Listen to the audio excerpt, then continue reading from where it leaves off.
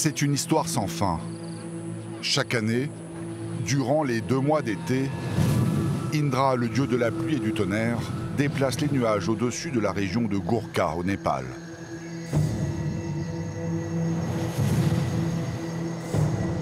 La mousson est symbole de prospérité et Indra, le roi des dieux, ne fait pas les choses à moitié.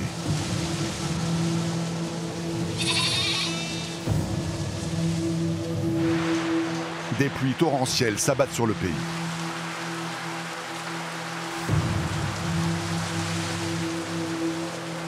Loin des circuits touristiques, les routes et les pistes de montagne deviennent impraticables. De nombreux villages se retrouvent coupés du monde pendant de longs mois. Krishna est peut-être l'homme le plus important de ce coin de montagne. Il est l'unique commerçant à 50 km à la ronde. Quand il ne trouve pas de marchandises, ce sont tous les habitants de la région qui en pâtissent. À partir de maintenant, les routes sont détrempées. Conduire devient vraiment difficile. Nous n'avons pas de station-service ici. Donc pour tous les véhicules, les moulins ou pour les générateurs, nous sommes dépendants des bidons d'essence. Alors on va à Gorkha chercher de l'essence dans des bidons et on la distribue ici.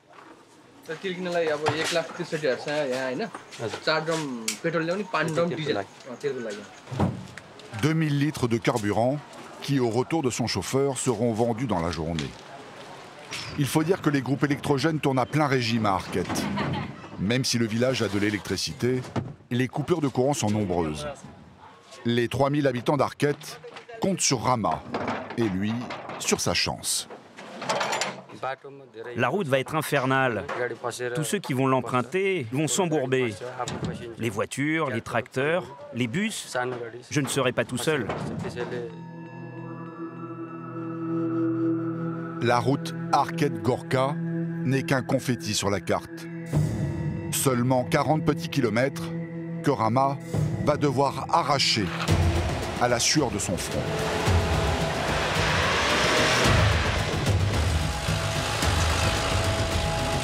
Sans jamais se plaindre, les Népalais avancent. Ils ont une autre vision de la vie. Guidés par Bouddha, leur karma et le monde invisible qui les entoure. Quand les mauvais esprits traversent votre corps, alors on meurt sur le coup. Les médecins appellent cela une crise cardiaque. Sur les routes népalaises, la plupart du temps, les chevaux mécaniques ne sont d'aucune aide. 4 sabots valent bien mieux que 4 pneus. Mais là aussi, ce transport a ses inconvénients.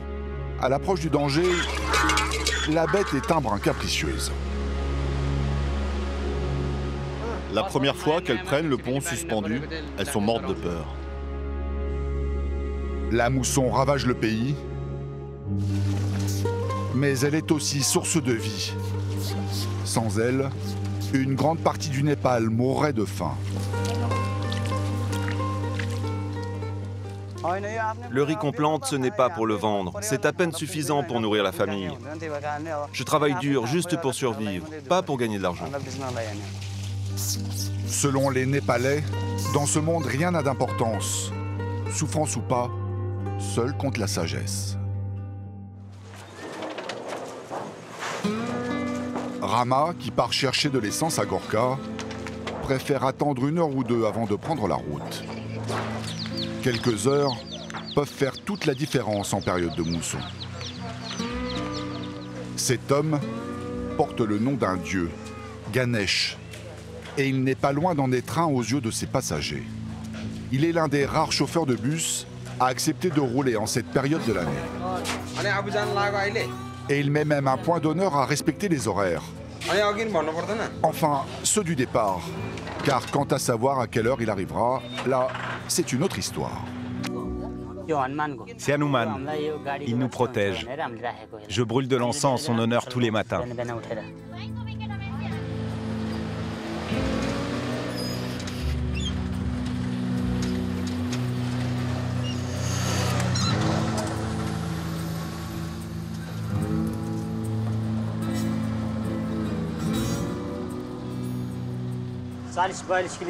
On a environ une quarantaine de kilomètres à parcourir.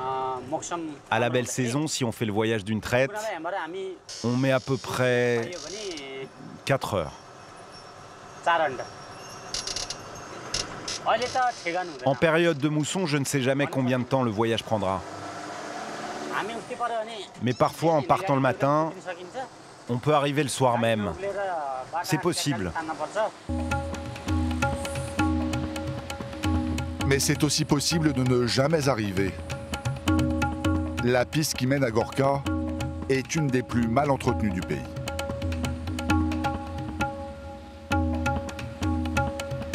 Loin des parcs naturels qui attirent des dizaines de milliers de touristes, cette route a longtemps été oubliée par le gouvernement népalais.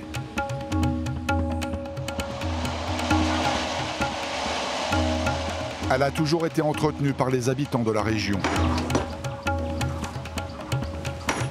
Mais depuis cette année, l'État a pris les choses en main. Cette route s'améliore. Ça fait 1 an qu'elle est en travaux. Avant, elle était beaucoup plus dangereuse.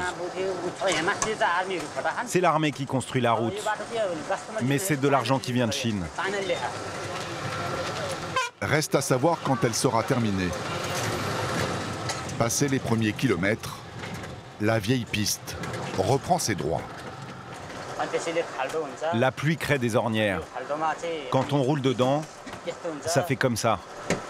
La pluie a démoli cette route. Au-delà des pelles et des pioches qu'il emporte avec lui, il manque à Ganesh un élément essentiel pour se sortir des embûches. Alors quand il en trouve, adieu la morale.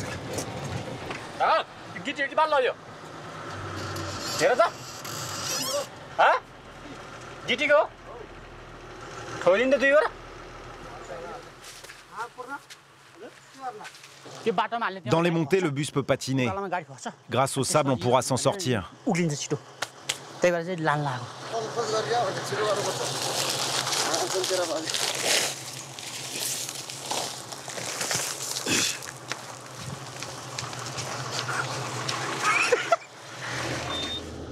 Un petit larcin qui n'est pas très bon pour leur karma.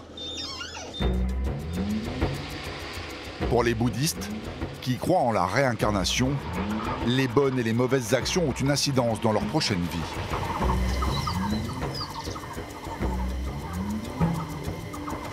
Rama, le chauffeur qui va chercher de l'essence à Gorka, se trouve quelques kilomètres derrière le bus. Et lui tient à garder un bon karma.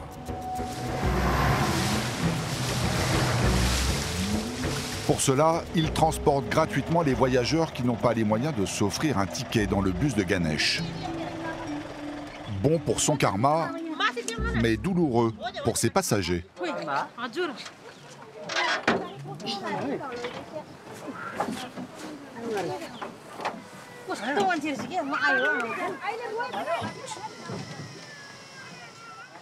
C'est la première fois que je voyage comme ça, à l'arrière d'un camion entre des bidons. Même si cette route nous fait peur, que faire? Il faut bien se déplacer. On est obligé de prendre cette route pour aller à Katmandou. La route est vraiment pourrie. Le soir, j'ai le dos en compost.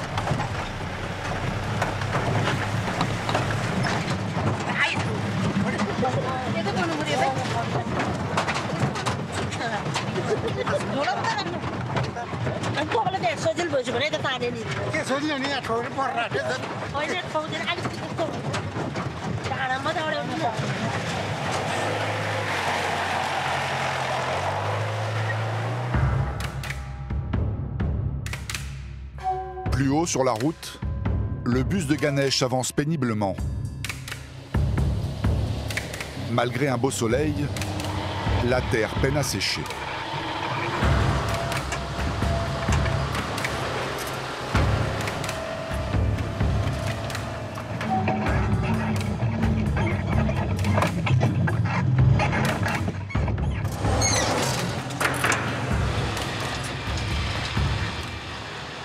Ça fait 10 ans que je suis chauffeur sur cette route.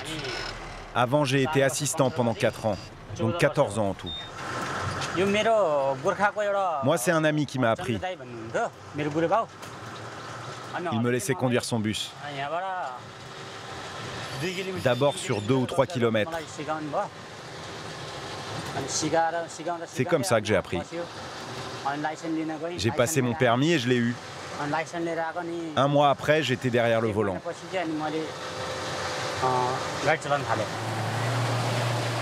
À chaque fois qu'il prend le volant, Ganesh se répète en boucle une phrase de Bouddha. Sage est celui qui supporte les coups avec une patience égale à sa force. Et sur cette piste, la parole de Bouddha prend tout son sens.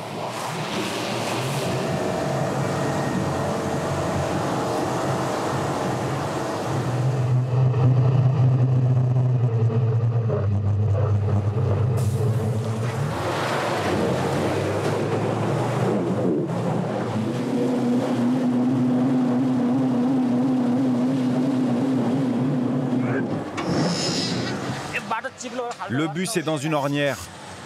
Il glisse et je n'arrive pas à en sortir.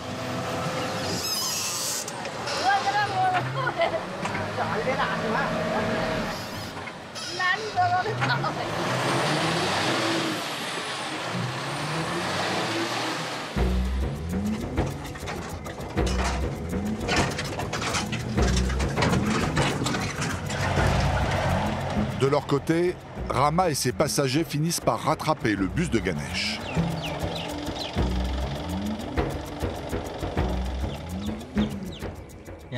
Un peu plus bas, le bus est embourbé. D'autres véhicules sont bloqués derrière. Il n'y a pas moyen de passer.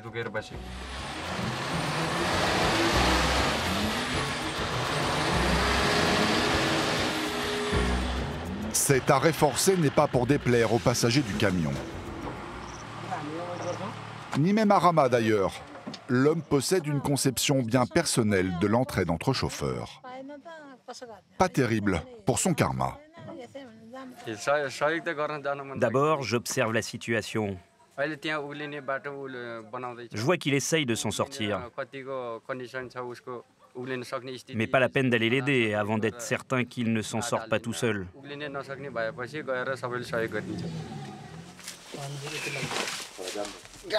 C'est mal.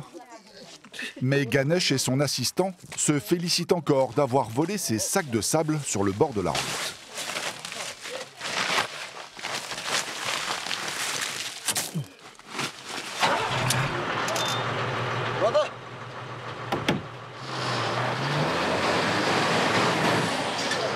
Mais même au Népal, bien mal acquis ne profite jamais.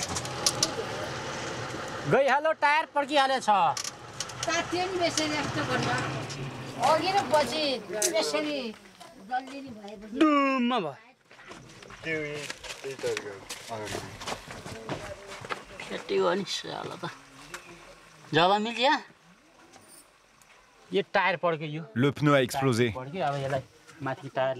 Il va falloir descendre la roue de secours et réparer.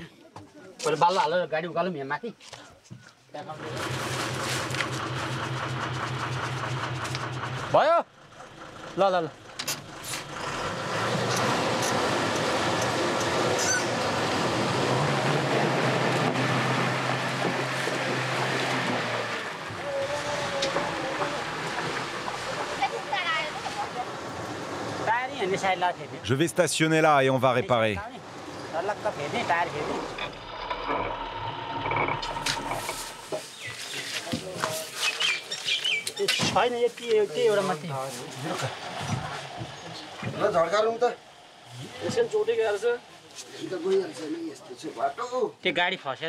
J'ai dû rouler sur une pierre et voilà le travail.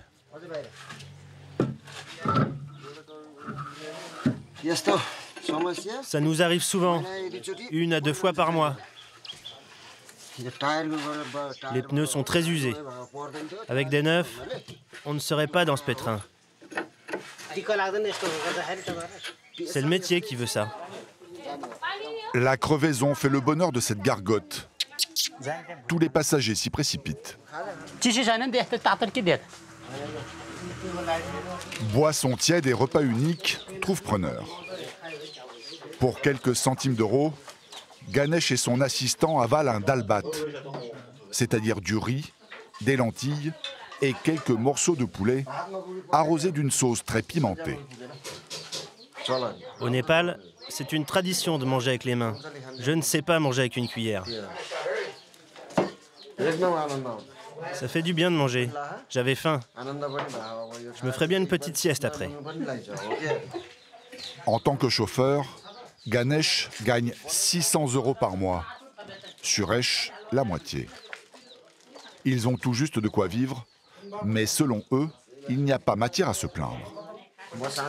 J'ai commencé à travailler quand j'étais enfant. J'aime mon métier. Je n'ai pas envie de faire autre chose.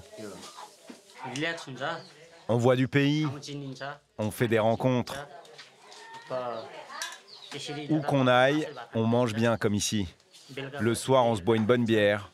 On gagne notre vie. C'est parfait. Se contenter de peu. Pour les bouddhistes, il faut savoir accepter que les mauvaises actions d'une vie antérieure soient payées dans la suivante.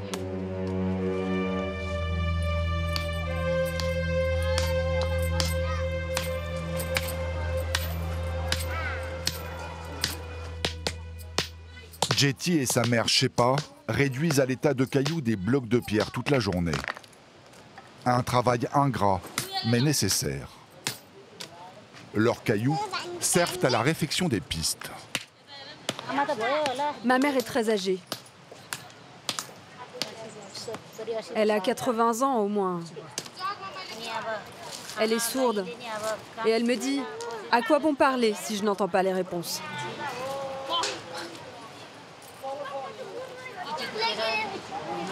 C'est nos vies de casser des cailloux et de les porter sur notre dos. Je rêve d'une vie plus douce, mais de là où je suis, ce n'est pas possible, hélas.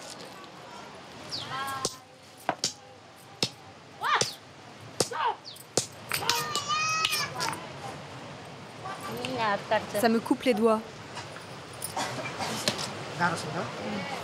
Il y a des éclats qui sautent dans les yeux. C'est très long. On doit les rassembler en tas, les porter, les casser et les réduire en petits morceaux. C'est un travail pénible, mais on ne peut pas se nourrir si on ne travaille pas dur. Il nous a fallu 1 mois pour casser tous ces cailloux. Et nous serons payés 60 €. Une somme qui est loin d'être à la hauteur de la fatigue du métier.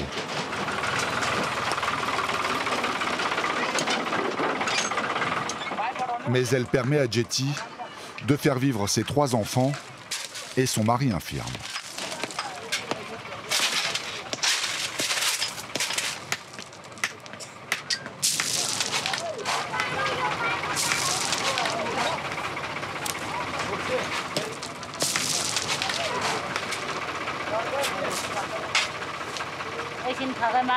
J'aime bien ma petite pause cigarette. La vie de Jetty et de sa famille se complique encore un peu plus lors des 2 mois de mousson.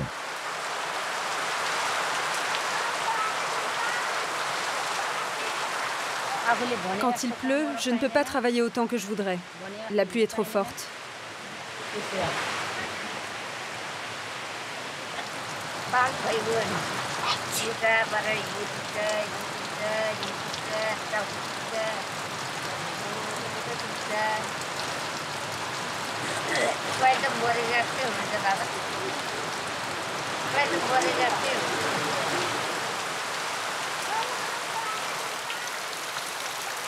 Les averses durent rarement longtemps, mais bien assez pour tout ravager. Le bus de Ganesh n'est plus tout jeune, mais il est encore vaillant.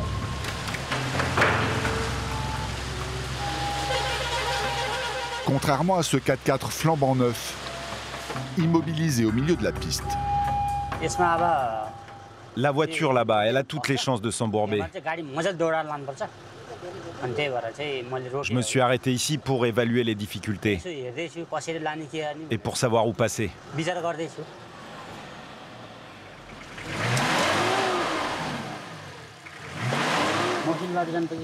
Le conducteur ne s'en sort pas. Ganesh se propose de prendre le volant.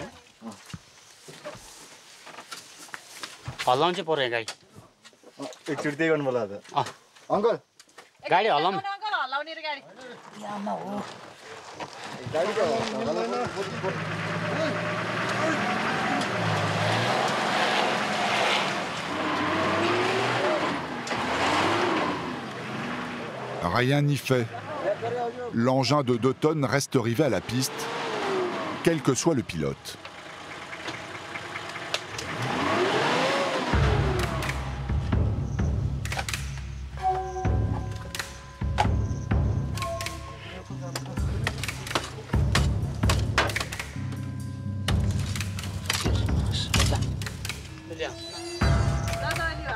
Le soleil cogne dur. 40 degrés. 2 heures plus tard, une bonne idée est martelée.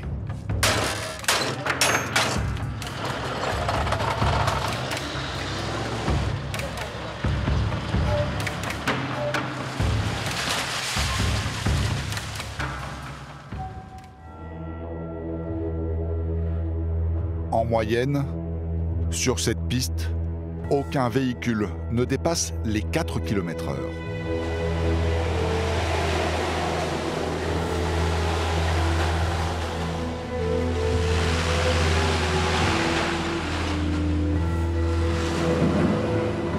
Certains abandonnent même leur camion, car le tracteur censé les sauver est lui-même en perdition.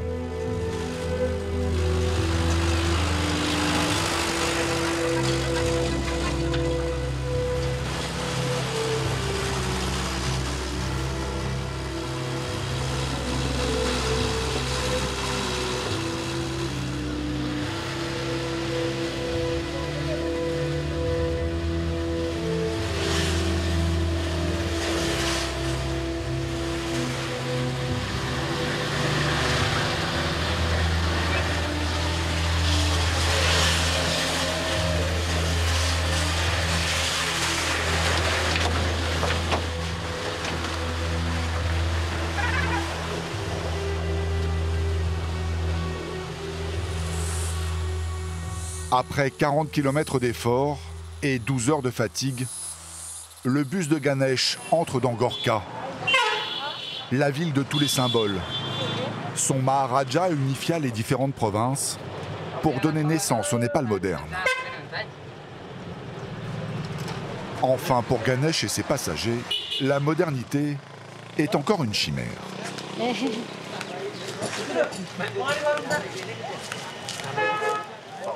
Demain, ce sera le retour. On prendra la même route et la journée sera la même que celle d'aujourd'hui.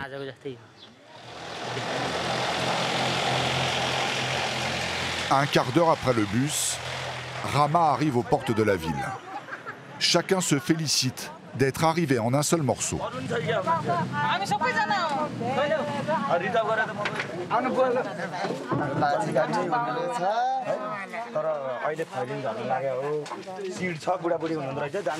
Contrairement à Ganesh, Rama n'a pas vraiment le temps de souffler.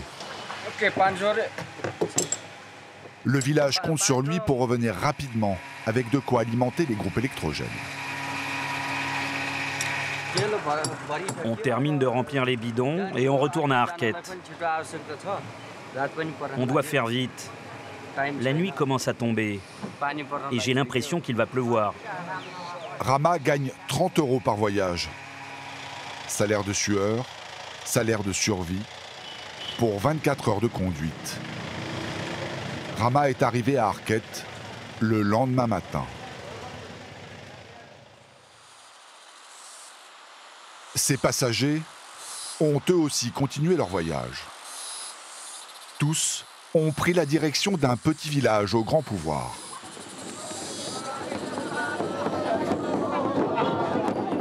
La fête qui s'y tient une fois par an apporte chance et bonheur pour le reste de l'année.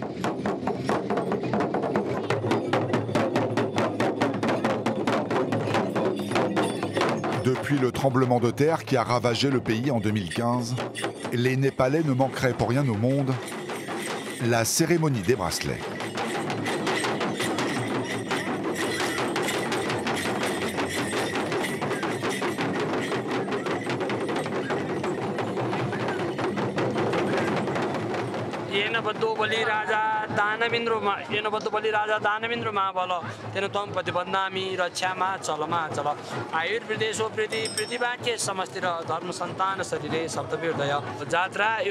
Aujourd'hui, nous célébrons la fête du cordon sacré pour recevoir la protection des dieux.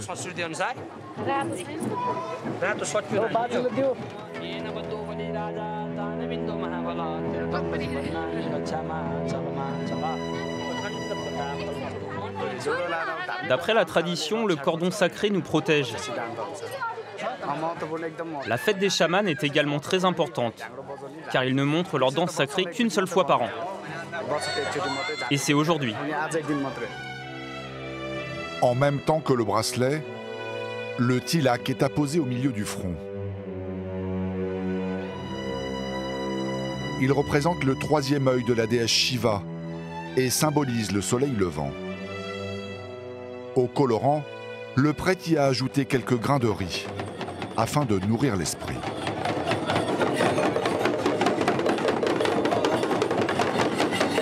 Une autre protection très utile, car selon les chamans, depuis le séisme qui a fait 8000 morts, ils doivent faire face à une recrudescence d'attaques de mauvais esprits. La cahute du chaman Santa Bahadur ne désemplit pas.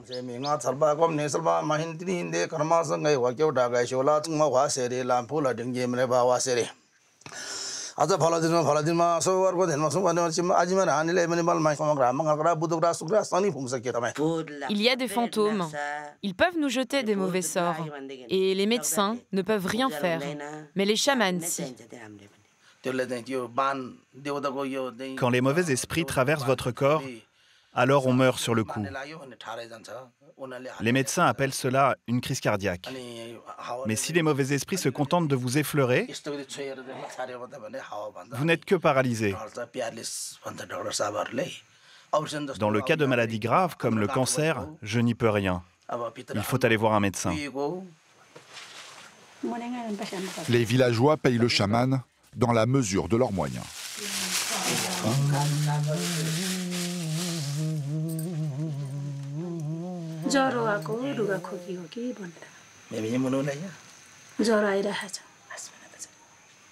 Si c'est une maladie causée par les esprits du village, ça risque d'empirer si je l'emmène directement chez le médecin. Il faut toujours faire une ou deux cérémonies chez le chaman avant.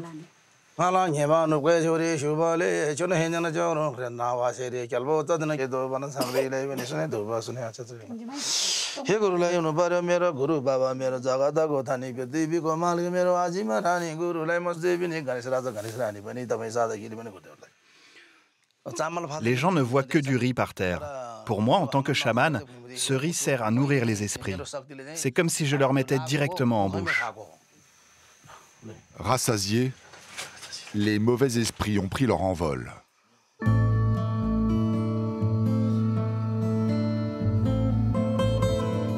La mousson se renforce de jour en jour. Dans peu de temps, elle aura atteint sa pleine puissance, soit plus de 300 litres d'eau au mètre carré en un mois. Un raz-de-marée est venu du ciel. Les villages de haute montagne seront bientôt inaccessibles. Une course contre la pluie s'engage pour les ravitailler.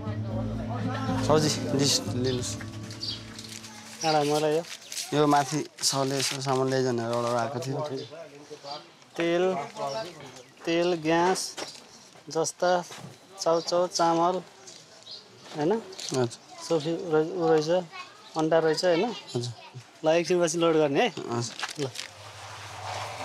Des plaques de tôle pour les toits et les murs des maisons qui ne résisteraient pas au vent violent. Les plaques de tôle me font mal à la tête. C'est pour cela que je mets un casque.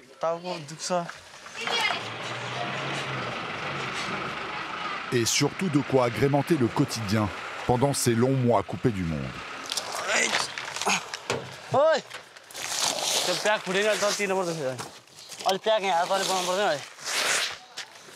À 18 ans, Maela est le plus jeune chauffeur de la région.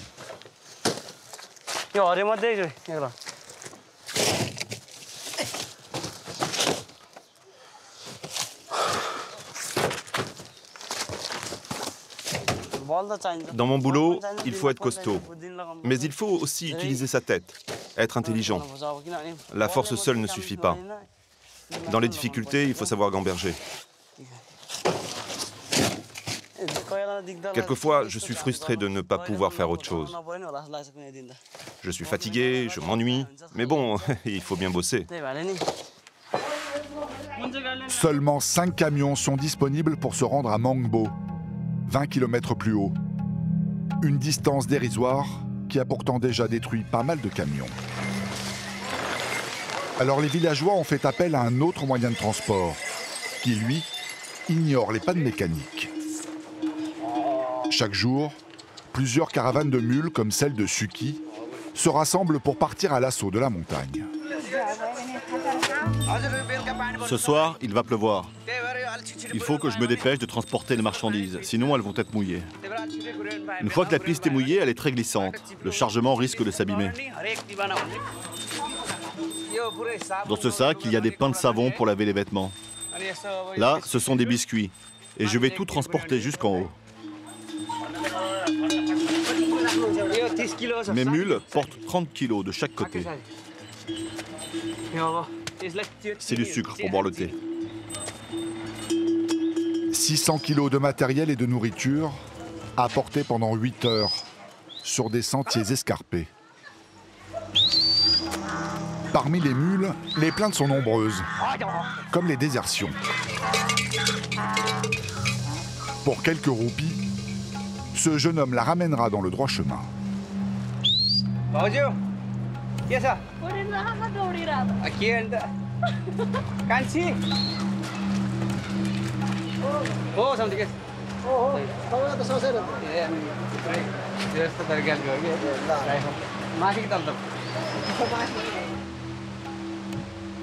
Une course s'engage entre les bêtes et les camions.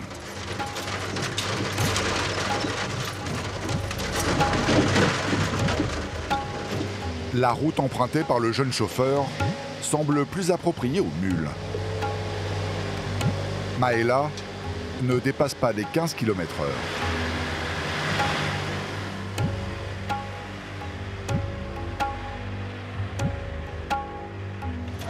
C'est une piste que je prends souvent. Et à chaque fois, je me demande qu'est-ce qui va nous arriver. Par expérience, je suis très attentif à mon camion, presque à son écoute. Comment il se comporte? Quel bruit il fait? Est-ce que c'est un bruit différent de d'habitude? Je conduis toujours en pensant à mon camion.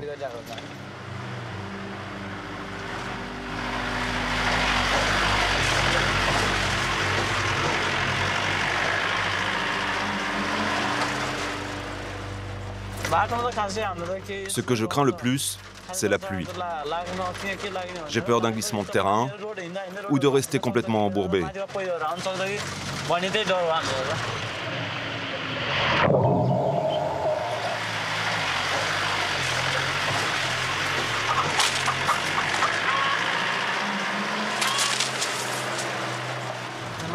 Il y a aussi les chutes de pierre qui peuvent endommager le camion.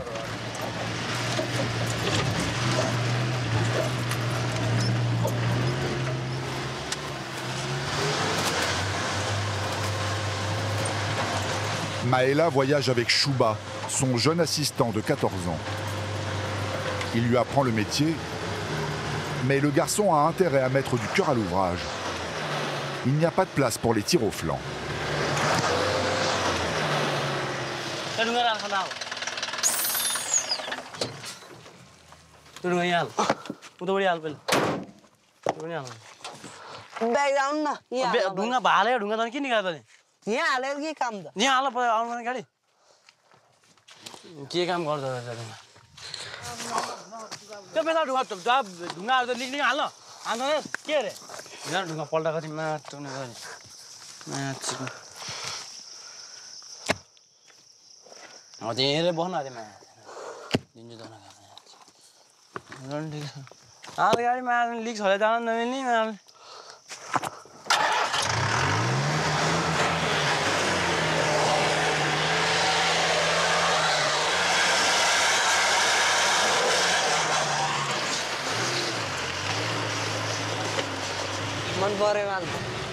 Je suis content de travailler avec Maëla. Nous sommes du même village et il me connaît bien. Il me fait pas trop travailler et il me frappe pas.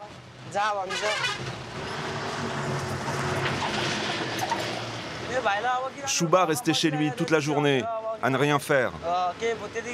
Je lui ai proposé de venir travailler avec moi, comme ça il apprend un métier.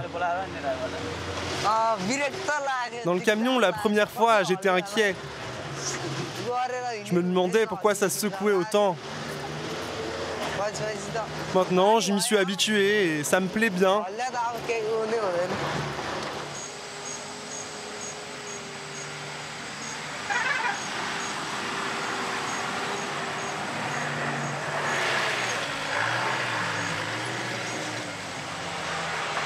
À l'entrée d'un village, 2 camionneurs attendent Maëla comme le Messie. Quand il y a un grave problème, les chauffeurs n'ont confiance qu'en son talent pour le résoudre. J'attends que Maëla vienne me remorquer, parce que mon camion est au milieu du chemin.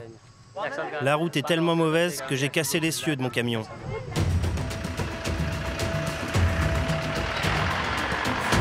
Alors que Maëla part sauver son ami, au même moment, sur un autre versant de la montagne, Suki et ses mules avancent lentement, mais sûrement.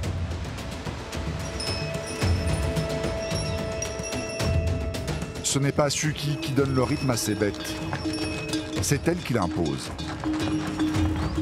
L'endurance du muletier n'a d'égal que la réputation des hommes de cette région, les Gourkhas, des hommes sans peur et durs au mal.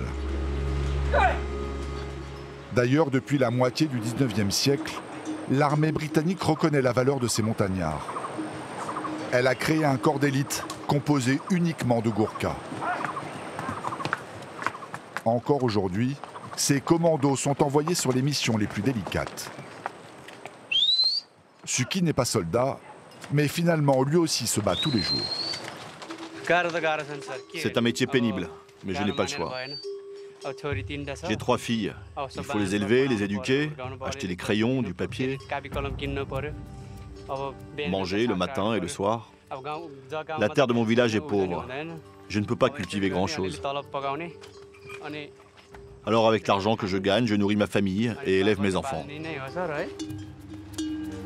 À chaque voyage, Suki prie les dieux qu'une de ses mules ne fasse pas une mauvaise chute.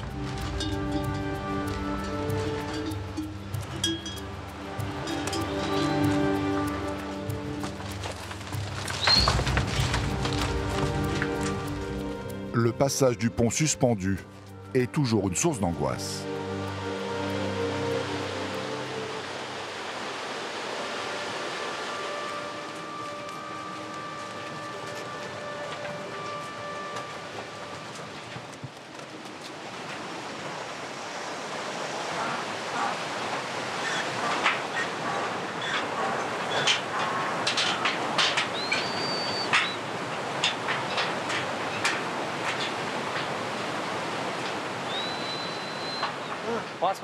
La première fois qu'elles prennent le pont suspendu, elles sont mortes de peur. Mais après 2 ou 3 allers-retours, elles s'habituent. Elles doivent craindre pour leur vie, c'est normal. Depuis le tremblement de terre, la montagne fourmille de porteurs. Villageois sans le sou, qui ne peuvent se payer un transport en camion ou en mule. Leur dos supportent la charge qui leur permettra de reconstruire leur vie. L'armoire est trop volumineuse pour la transporter à dos de mule. Ma maison a été détruite lors du tremblement de terre. Je suis sorti de ma maison en courant et le portail m'a écrasé au sol. J'ai été blessé au dos et à la tête.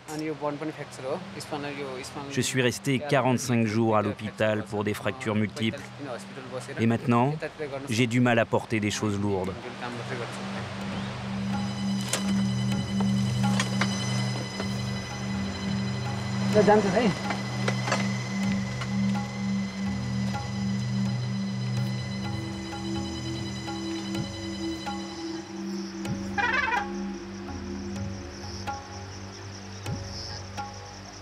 Du côté des camionneurs, Maëla n'a toujours pas atteint le camion en panne de son ami.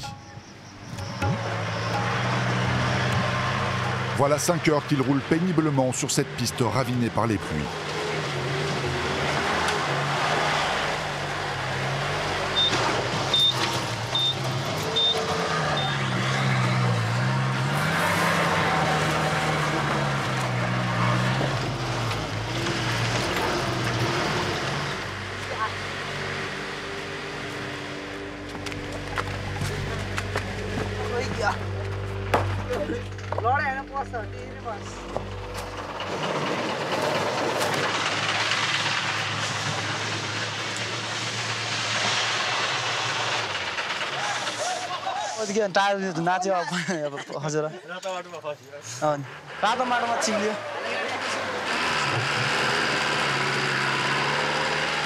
Le camion en panne se trouve juste après cette côte.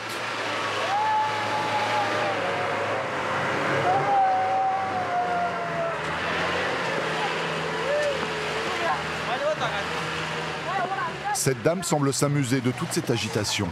Et pour elle, le spectacle est loin d'être fini.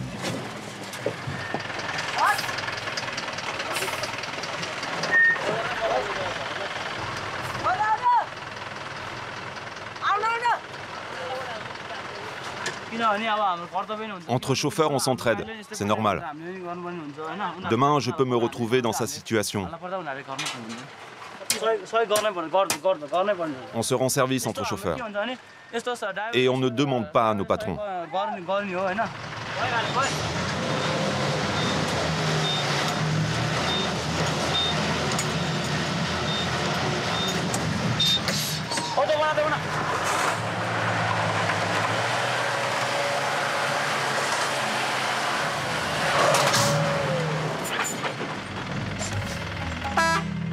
Le câble s'est cassé.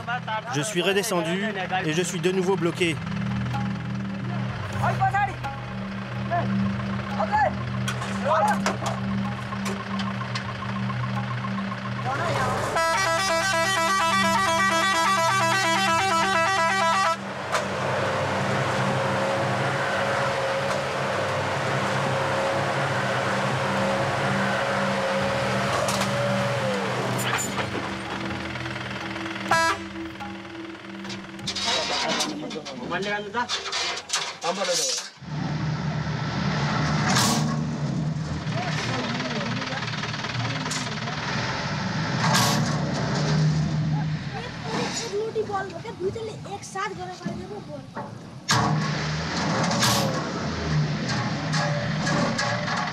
Maëla est obligé d'abandonner son ami. Il doit livrer sa marchandise avant la nuit.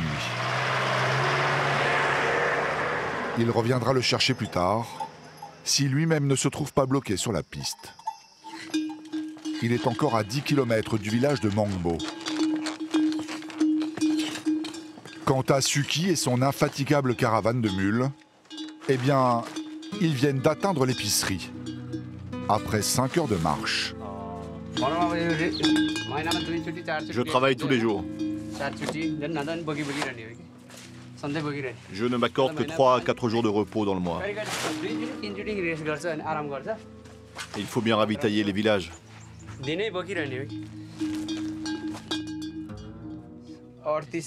Aujourd'hui, j'ai gagné 31 €.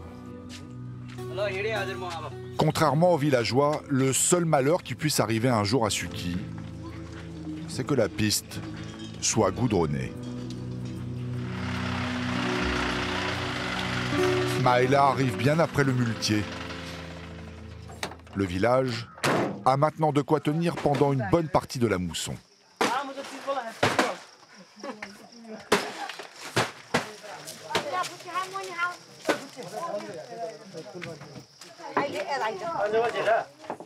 Amir, le marchand de couleurs, tient l'unique magasin de ce côté de la montagne. Alors là, il y a les chaussures et les sandales. Là, j'ai des vêtements fantaisie. Là-bas, tout ce qui est papeterie pour les étudiants. Les nouilles, les sodas, les biscuits, les cigarettes, la bière et les chewing-gums. Mais il y a tout dans votre boutique. Oui, monsieur, j'ai tout. Il faut que je fasse venir d'Arquette la plupart des produits.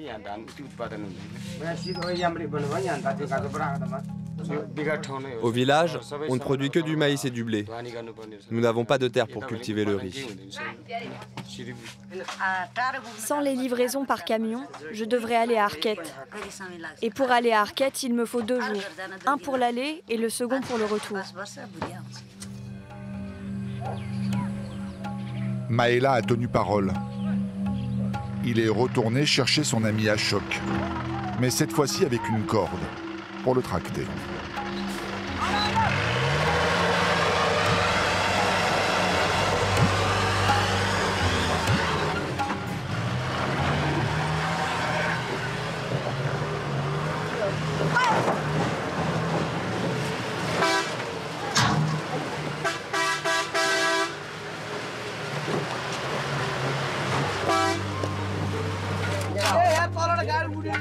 Devant ce nouvel échec, les hommes n'ont plus qu'une solution. Enlever les pierres les unes après les autres pour rendre la piste la plus lisse possible.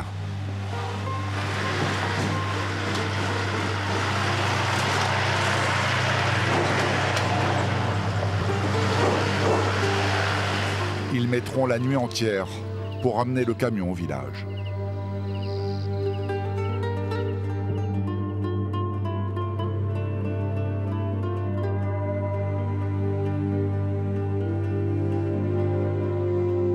Maëla n'a pas vraiment eu le temps de se reposer. L'arrivée de la mousson sonne le retour au champ, ou plutôt à la rizière.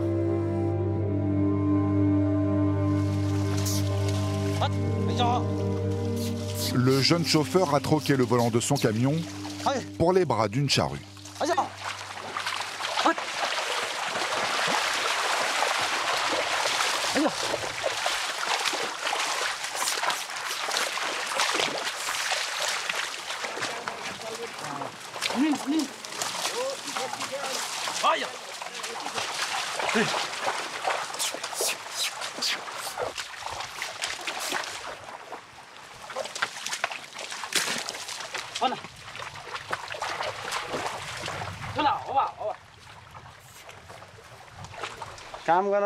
C'est beaucoup plus fatigant de labourer que de conduire un camion. C'est plus difficile de manipuler la charrue que de tourner le volant.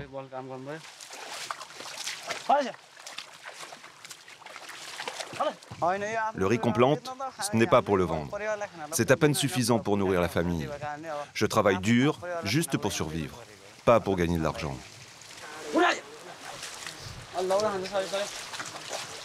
Oncle, tante, frère, cousin, personne n'échappe à la corvée familiale. Là, j'arrache les plants de riz.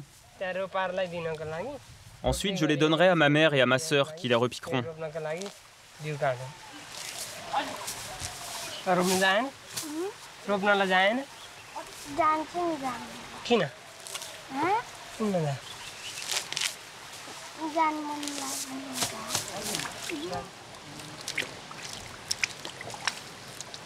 La mère de Maëla avait d'autres rêves pour son fils. Mais quand il a eu 16 ans, elle a dû le mettre au travail. J'aurais préféré qu'il ait un bon travail. Chauffeur, c'est dur. Même si je ne suis pas allée à l'école, j'ai essayé d'éduquer mes enfants. Mais en travaillant la terre, comment lui payer des études?